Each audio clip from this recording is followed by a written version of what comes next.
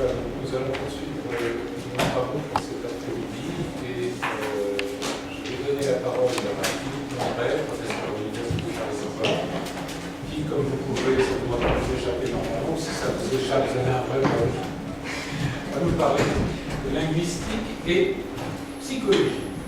Voilà, la parole est à votre fils. Merci Franck. Alors, j'ai remarqué que les précédents contributeurs et les précédents conférenciers de cette journée ont introduit leurs propos en commentant le sens de la conjonction coordination et. Comme je travaille sur le signifiant, je me suis dit qu'on pouvait peut-être réfléchir d'une façon un peu différente sur le coordonnant, et effectivement, une partie du propos aurait pu être de dire effectivement toute la linguistique fait partie de la psychologie, c'est le point de vue cognitif, et la linguistique et la psychologie est complètement dissociée de la psychologie si vous admettez qu'il y a un ordre symbolique autonome, comme certains de nos collègues, et donc de droit, les opérations cognitives n'ont rien à nous apprendre sur le fonctionnement linguistique. Bien. Alors, plus sérieusement, en termes d'introduction de mon propos, je vais limiter, bien entendu, mon exposé à partir de deux restrictions. D'une part, je partirai d'un point de vue qui est uniquement celui de la linguistique théorique, au sens qui exclut par exemple le point de vue historique, qui est tout à fait intéressant sur cette question, et à ce propos je vous renvoie à l'ouvrage assez récent de Levelt qui traite de toute la période pré-chomskienne, before Chomsky, BC, before Christ, et donc qui montre d'ailleurs qu'il y a une richesse extraordinaire des travaux dans le champ de la psycholinguistique allemande en particulier, qui a été complètement occulté pendant 50 ans, et on redécouvre aujourd'hui des choses. En gros, Chomsky nous a fait perdre 50 ans sur la recherche en psycholinguistique. Je me restreindrai également du côté de la psychologie à la psychologie cognitive. Je ne parlerai pas du champ de la psychologie sociale, parce que là ça nous engagerait du côté de la sociolinguistique, ni de la psychologie clinique. Bien sûr, on pourrait dire des choses très intéressantes sur la linguistique et la psychanalyse par exemple, mais bon, je sors ces champs de mon propos. Donc je me restreins à la psychologie cognitive en étendant aux neuropsychologie, puisque au fond c'est assez difficile de les dissocier, sauf dans des conceptions purement fonctionnalistes de la psychologie. Donc le concept clé au fond de cette réflexion pourrait être celui de représentation, aussi bien en tant qu'entité minimale du fonctionnement de l'esprit qu'en termes d'architecture des représentations. Et il faut également penser, c'est très important en psycholinguistique, au processus qui implique, disons, des représentations. Évidemment, cette perspective ne peut pas être dissociée du progrès, de l'avancée du paradigme cognitiviste. On peut considérer globalement que la question de la relation entre psychologie et linguistique est originaire de la linguistique moderne, puisque, comme on disait, c'est sûr, le signe est une entité purement psychique. Donc, il y a bien une dimension psychique assez fondamentale, psychologique assez fondamentale, des études sur le langage. Bien entendu, on verra, on n'est pas obligé d'être psychologue pour faire de la linguistique, ni d'être linguiste pour être psycholinguiste. Donc, traiterai comme question directrice quels sont, d'un point de vue un peu, pas seulement pratique, mais encore une fois théorique, pour le linguiste, les apports envisageables de la psychologie. Alors, je traiterai mon propos en trois parties. J'ai pensé mon yoff. Donc, bien sûr, je présenterai rapidement le point de vue de la psycholinguistique, puisque sur ce sujet, c'est évidemment inévitable. Et ensuite, j'aborderai le problème sous deux angles qui sont familiers. D'une part, la question de ce que j'appelle ici la psychologie de linguiste, c'est-à-dire certains linguistes, Guillaume, mais également Chomsky par exemple, à partir de l'analyse linguistique, sont sont amenés à produire des hypothèses psychologiques, des hypothèses qui ont à voir avec des processus cognitifs.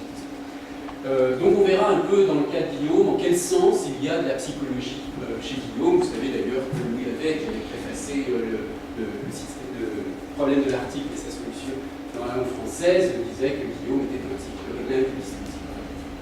Et inversement, il y a la psychologie pour linguiste, c'est-à-dire là, non pas de la psychologie qui émane en quelque sorte de l'analyse linguistique, mais de la psychologie que le linguiste emprunte pour faire avancer ses recherches, et je prendrai pour cela le cas de l'analogie. Alors, d'abord, la perspective psycholinguistique, la première chose qu'on peut dire, c'est qu'elle est expérimentale, et au fond, on pourrait à la rigueur définir la psycholinguistique comme de la linguistique expérimentale, un petit peu comme aujourd'hui on parle de philosophie expérimentale. La philosophie expérimentale recoupant ce que font les psychologues, le cognitivisme, en partie. Bref, alors je dirais rapidement pour parcourir ce champ. Donc je dirais un mot des thématiques privilégiées, des méthodes, puisque dans la mesure où cette perspective est intéressante par sa dimension expérimentale, ces méthodes sont cruciales. Et puis on verra les deux cas extrêmes, c'est-à-dire le cas d'une psycholinguistique qui se revendique clairement comme complètement dissociée de la linguistique, n'ayant pas besoin de la linguistique, et au contraire, même la linguistique brouillant les idées des psychologues, orientant les psychologues vers de mauvaises voies, et inversement, les théories linguistiques convoquées par les psychologues, c'est-à-dire à quel genre de modèle les psychologues ou les psycholinguistes aujourd'hui revendiquent. Bon, je ne sais pas les dossiers. Alors, pour les thématiques, là j'ai reproduit un bon exemple qui est ici le psycholinguistique de Caron, qui a été réédité plusieurs années, là je crois que la dernière édition date de 12 ans. Mais vous voyez que la discipline psycholinguistique est présentée d'une façon qui est tout à fait familière aux linguistes. Voilà, il y a le plan des niveaux d'analyse et la distinction entre la compréhension et la production, la perception de la parole, et puis ensuite sémantique lexicale, phrase, syntaxe sémantique, pragmatique, etc. Donc on peut faire de la psycholinguistique à n'importe quel niveau d'analyse linguistique. C'est à peu près ce que nous dit ce genre de résumé. En ce qui concerne les méthodes, alors j'ai indiqué les principales, d'autres, mais bon, les principales et celles qui vous sont, disons, les plus étrangères peut-être à nous linguistes. Alors, il y a la chronométrie mentale, donc la mesure des temps de réaction. On donne une tâche, on donne plutôt deux tâches contrastées, et on mesure les temps de réaction. Il y a l'électrophysiologie, donc voilà, on utilise des électroencéphalogrammes pour mesurer des variations potentielles dans une tâche linguistique en cours. Ce sont les processus de mesure qu'on appelle parfois online. L'imagerie cérébrale, en particulier l'IRM fonctionnel, qui est maîtrisée, et puis l'oculométrie, qui est beaucoup utilisée pour les études sur la lecture en particulier, pas seulement, donc une mesure des trajets, fixation et saccades de l'oculaire. Ensuite, il y a des méthodes fondées sur la modélisation, donc le psychologue fait l'hypothèse d'un certain traitement cognitif et il fabrique un programme informatique qui modélise ce traitement. C'est donc de la psycholinguistique computationnelle.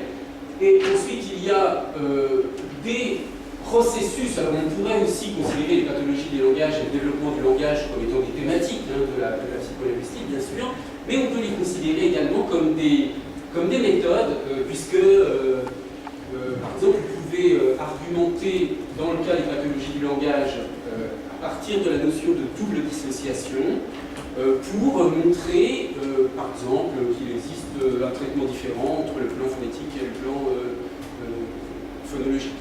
Voilà. Double dissociation, ça signifie qu'il faut que vous trouviez des patients qui ont une pathologie du langage dans laquelle seul le traitement phonétique est altéré, par exemple, qui pourrait s'appeler de Broca. Mais il faut aussi une condition, versus c'est ça, il faut aussi qu'il y ait des troubles des patients, qu'il y ait des troubles du langage qui n'affectent que le niveau phonologique. Il faut que les deux niveaux soient affectés séparément, l'autre étant intègre, pour qu'on puisse parler d'une double dissociation et donc argumenter en faveur de l'existence disons, d'un substrat cortico-cérébral, de la distinction que fait le linguistique. Il y a depuis une vingtaine d'années, beaucoup de travaux sur le lexique mental qui utilisent également les pathologies, où on arrive à montrer que certaines zones du cerveau sont assez spécialisées dans les champs lexicaux particuliers, par exemple les outils, les animaux, etc. Donc on a des gens qui sont incapables de dénommer des images avec des outils, des animaux, sélectivement. Donc ça montre une sorte de réalité neuropsychologique de certains types de champs lexicaux. Alors, ce que je viens de dire est bien résumé par, mais on ne va pas le lire entièrement, par le dernier rapport de conjoncture du CNRS. Vous voyez que la psycholinguistique apparaît dans la partie approche transversale et où, en France, c'est une trentaine de chercheurs, donc. Ce qui est amusant, c'est la première phrase. Cette thématique vise à décrire et à analyser les mécanismes qui permettent de produire et de comprendre le langage au sens large. Bon, on aurait aimé savoir ce que ça signifie au sens restreint. Bon, voilà, donc on retrouve les recherches sur le langage parlé sur tous les plans, phonétique, phonologie, syntaxe, etc. Traitement du langage écrit, bien sûr. On s'intéresse à l'adulte monolingue, mais également aux multilingues, y compris sur les langues signées, sur donc, les pathologies, l'acquisition du langage et l'éventail des méthodes expérimentales, donc vous voyez, méthodes comportementales, physiologiques, imagerie cérébrale, instruments articulatoires, que je n'ai pas mentionné tout à l'heure, également enregistrer le mouvement de l'appareil articulatoire, importance notable des travaux sur le corpus parlé. Alors, maintenant, on a dressé, on pourrait parler longuement du contenu de la psycholinguistique, mais je préfère prendre deux positions tout à fait extrêmes. Donc, une qui est représentée par Rondal, qui est de l'Université de Liège, si je ne me trompe pas. Donc, j'emprunte à une citation à un article assez récent dans l'art du développement.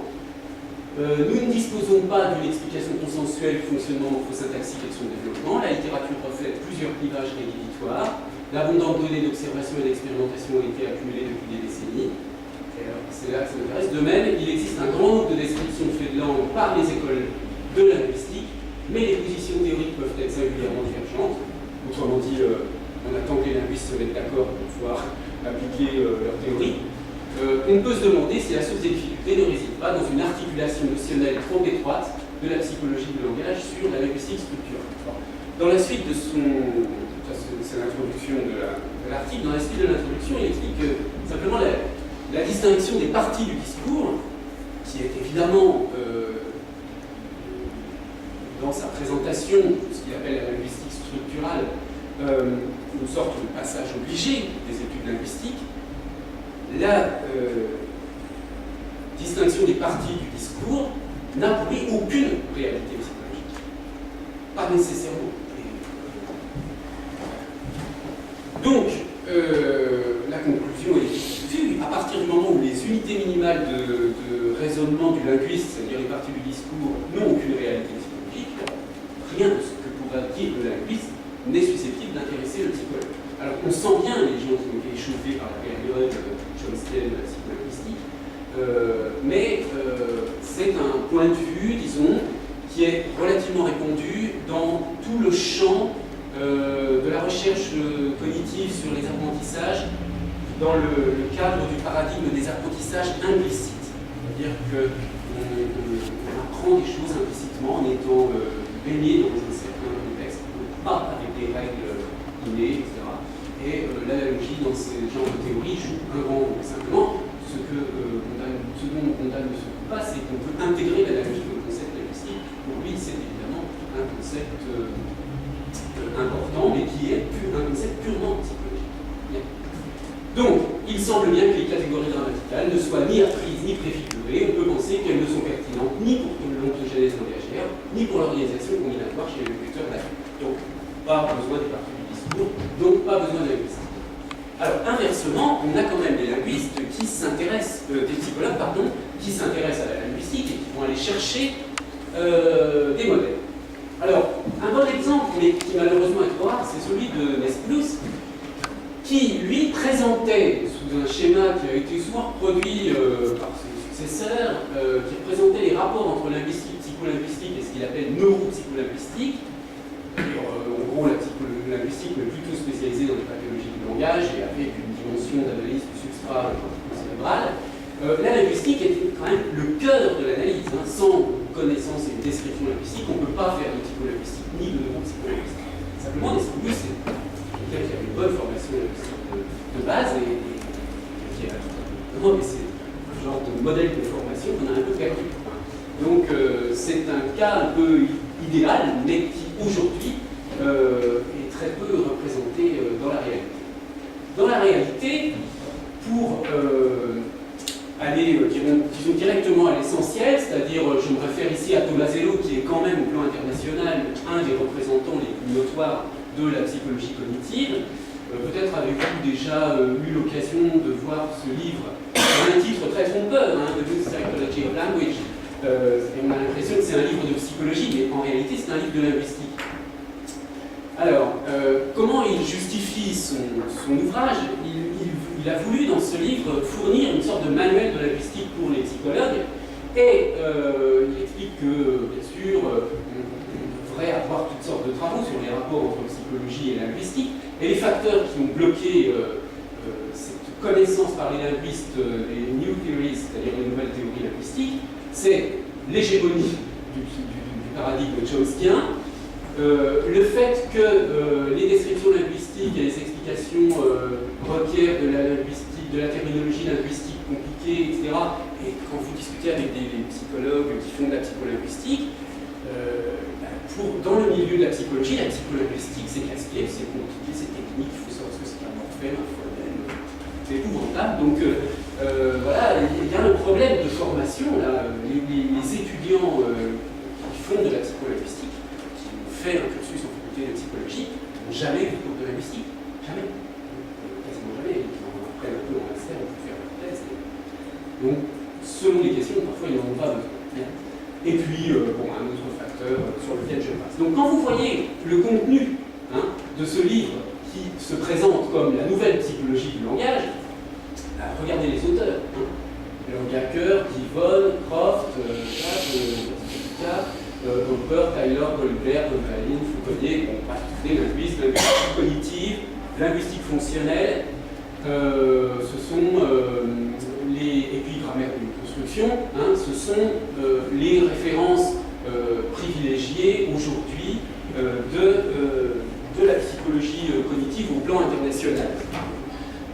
Disons que aujourd'hui, bien entendu, tout dépend des questions sur lesquelles collègues psychologues travaillent, mais ceux qui travaillent sur des domaines qui ont à voir avec la sémantique, la syntaxe, la morphologie, connaissent un peu tous ces domaines, notamment grâce à Tomasello, qui a fait un bon travail de diffusion des connaissances linguistiques dans le milieu psychologique. Alors maintenant, il y a un autre genre de relation entre psychologie et linguistique, qui est le cas où la psycholinguistique sert à valider des hypothèses linguistiques. Alors, on peut donner des exemples. Là, j'avais pris un exemple, je ne vais pas le développer parce que je n'ai pas le temps, mais l'anaphore est un bon exemple. Il y a beaucoup d'études à la fois psychologiques et linguistiques sur l'anaphore, sur la phraséologie également. Donc, il y a un certain nombre de problèmes linguistiques qui se prêtent à des mesures. Et tout est là. Le problème est là. Il faut qu'on puisse mesurer quelque chose de concret, comme du temps de réaction, du mouvement de l'œil, etc. Il faut quelque chose de visible, d'apparent à mesurer. C'est ça qui apporte une limite. Un exemple d'un cas un peu différent, mais similaire, un article de Schneideker sur les chaînes de référence, elle dit à un moment donné, pour trancher le débat linguistique, le débat toujours d'actualité, que ne peuvent trancher à pratique que des expérimentations psycholinguistiques. À un moment donné, il est possible, là, sur les questions de science, etc., que les questions de science en linguistique, on voit difficilement comment elles peuvent se passer quand même d'une expérimentation psycholinguistique. Alors, conclusion sur ce premier point, une influence des grammaires de construction sur la psycholinguistique contemporaine au détriment du modèle chomskien. Et puis, bon, bah, on peut utiliser des méthodes psycholinguistiques pour valider des hypothèses linguistiques, à condition que les hypothèses comportent des éléments mesurés.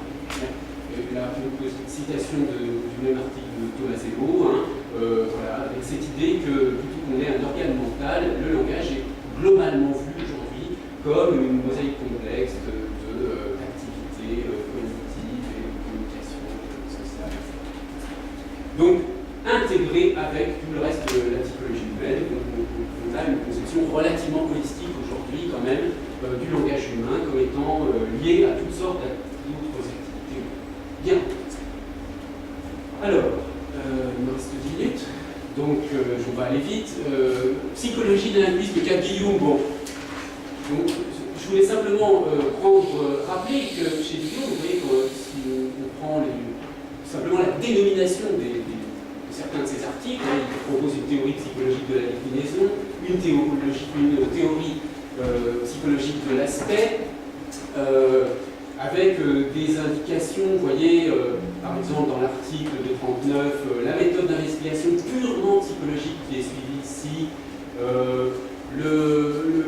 la théorie de l'aspect, voilà, l'aspect c'est quelque chose qui s'éveille dans l'esprit. Bon, la différence entre temps et aspect, enfin non, là c'est la différence entre le temps immanent et le temps transcendant. Cette différence a sa racine au plus profond de l'esprit humain.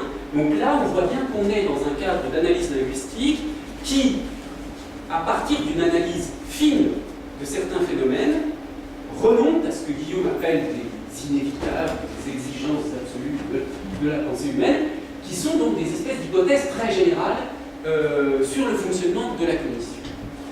Mais ce qui est important, et c'est pour cette raison que je prends cet exemple qui est la réponse de Moignet dans le cadre de la querelle du français moderne, pour contrer, disons, un article de Guillaume, deux articles de Guillaume dans le français moderne qui portaient sur la représentation du temps.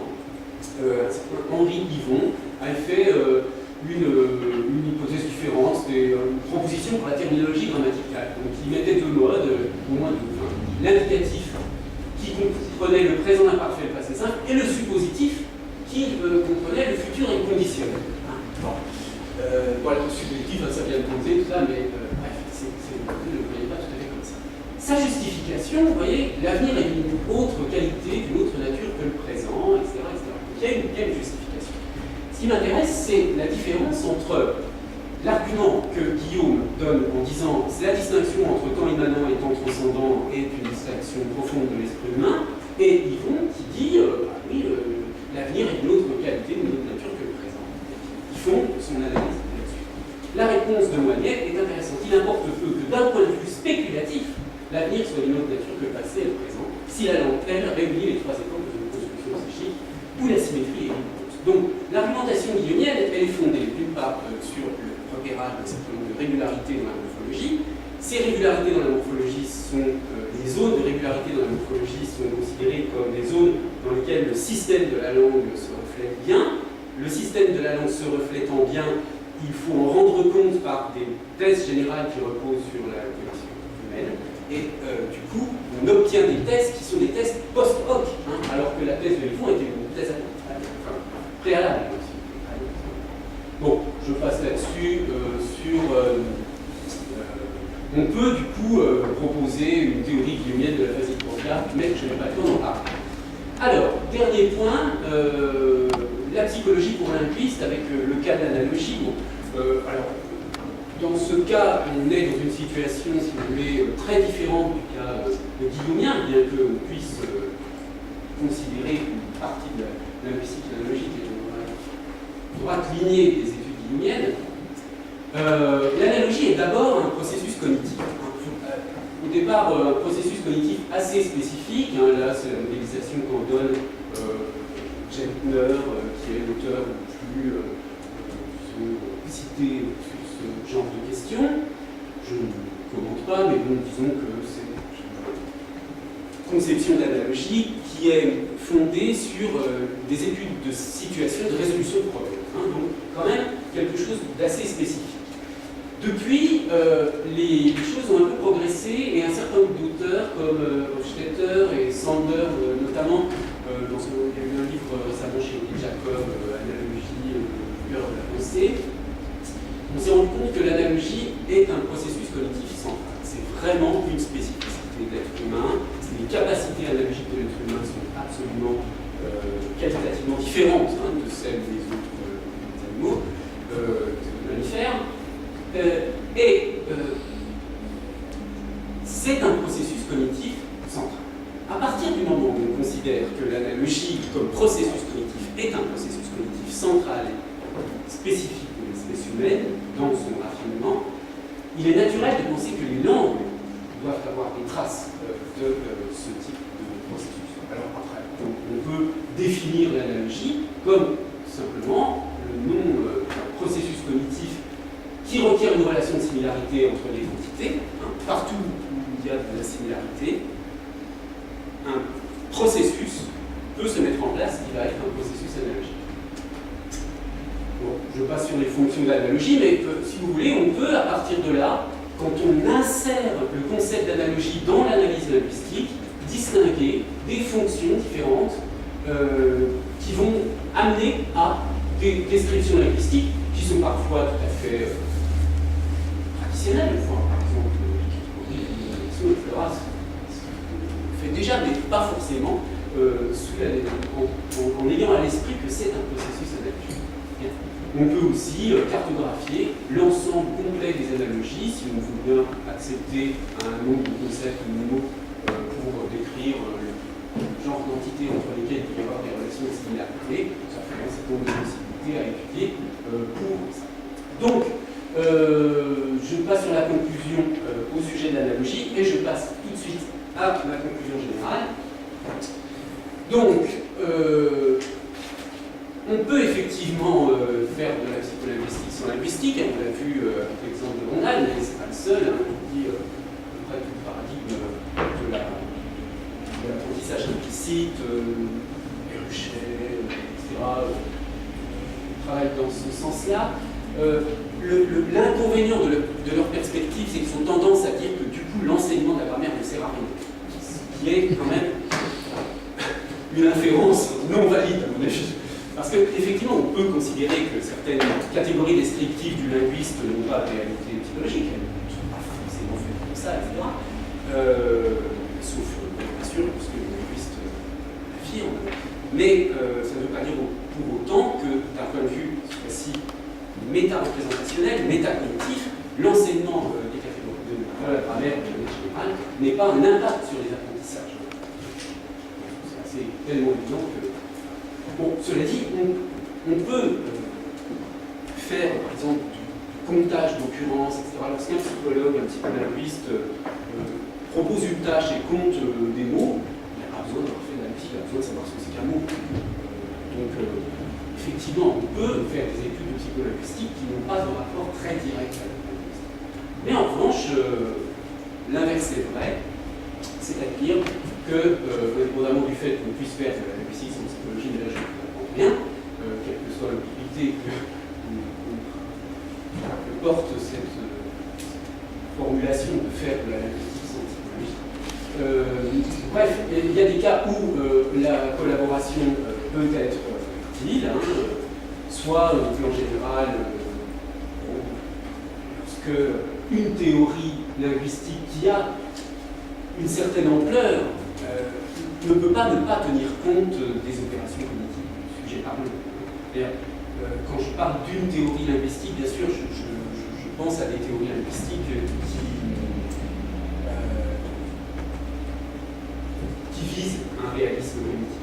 Je ne vois pas comment une théorie linguistique pourrait prétendre approcher la vérité, pourrait faire l'impasse absolue sur le fonctionnement des esprits.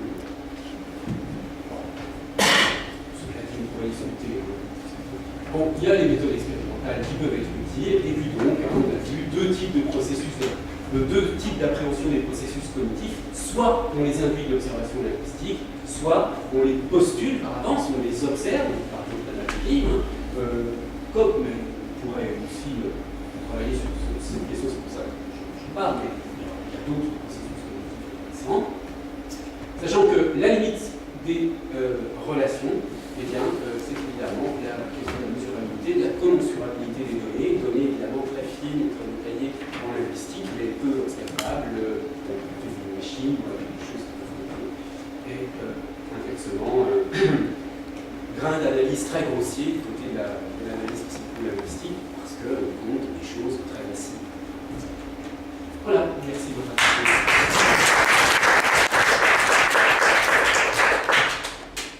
Merci Philippe.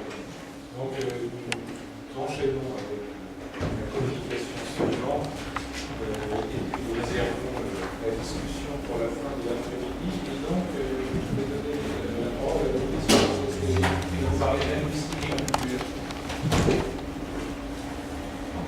Vaste programme.